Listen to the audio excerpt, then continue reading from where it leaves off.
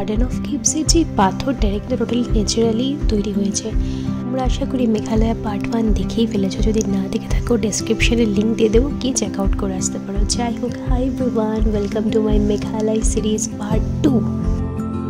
নৌখালিখাই waterfalls থেকে আমরা চলে গেছিলাম সেভেন সিস্টার্স ওয়াটারফলসে।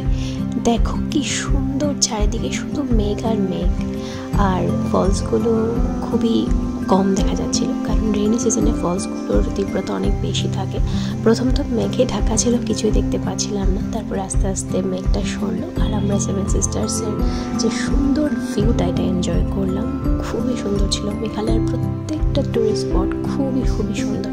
তারপরে আমরা এখান থেকে চলে গেছিলাম চেরাপুঞ্জের ইকো পার্কে, অর্থাৎ যেখান থেকে সেভেন সিস্টার ওয়াটারফলের উৎপত্তি হয়েছে।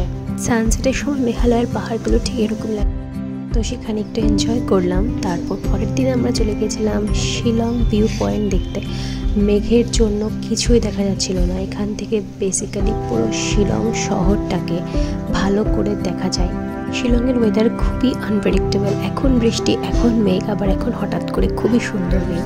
তো ওই দিন বেসিক্যালি আমি আমার একদম কাছ থেকে মেঘগুলোকে দেখলাম। আর ওইখানে সবথেকে ইন্টারেস্টিং যেটা আমার লেগেছে এটা হলো খাসি উমেন অ্যাটায়ার আমি ট্রাই করেছিলাম। ড্রেসগুলো খুবই হ্যাভি ছিল, ওদের এটা ট্রেডিশনাল ড্রেস আর খুবই সুন্দর ছিল।